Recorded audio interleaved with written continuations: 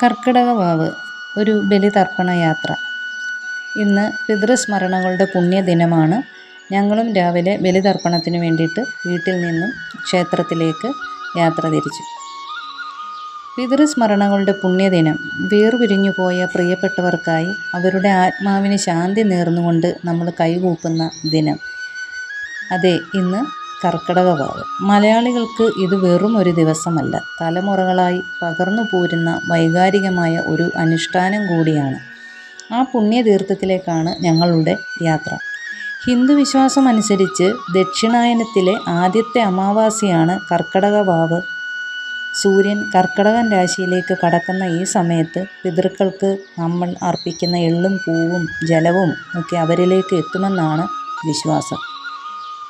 നമ്മളെ നമ്മളാക്കി മാറ്റിയ നമ്മുടെ പൂർവികരെ ഓർക്കാനും അവരുടെ ആത്മാവിന് തർപ്പണം അർപ്പിക്കാനുമുള്ള ഒരു നിയോഗം.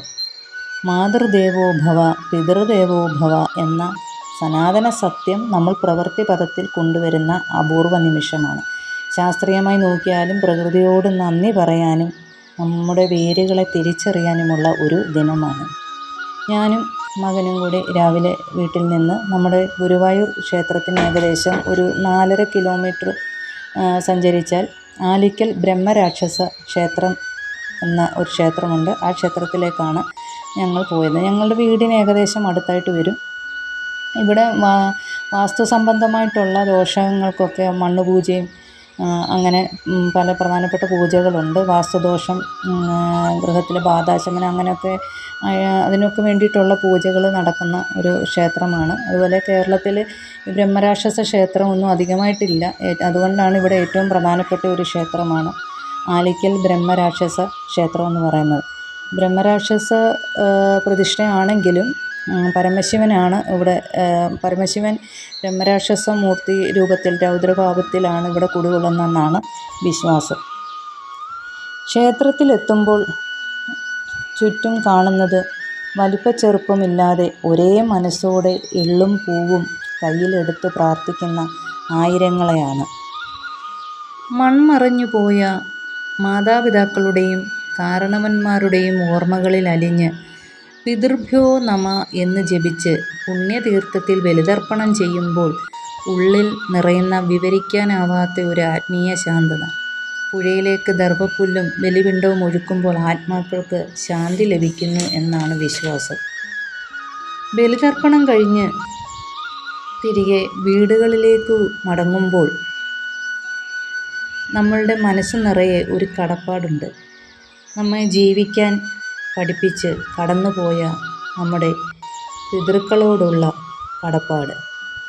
അവരെന്നും നമ്മുടെ ഓർമ്മകളിലൂടെ പ്രാർത്ഥനകളിലൂടെയും നമ്മളോടൊപ്പം തന്നെയുണ്ട്.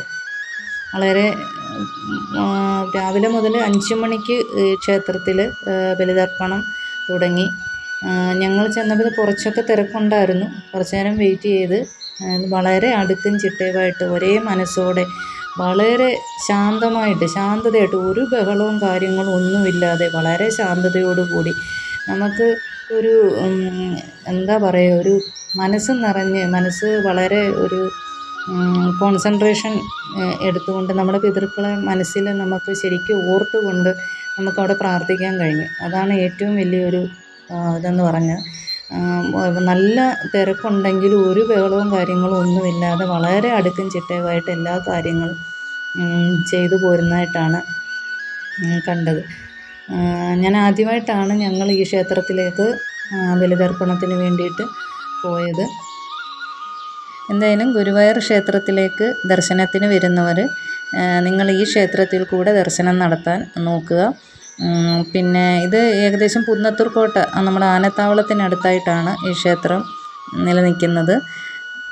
പിന്നെ ഞങ്ങൾ ബലിതർപ്പണമൊക്കെ കഴിഞ്ഞ് തിരികെ ഞങ്ങൾ വീട്ടിലേക്ക് പോയി. നിങ്ങളും ഇന്ന് ബലിതർപ്പണമൊക്കെ നടത്തിയെന്ന് വിശ്വസിക്കുന്നു.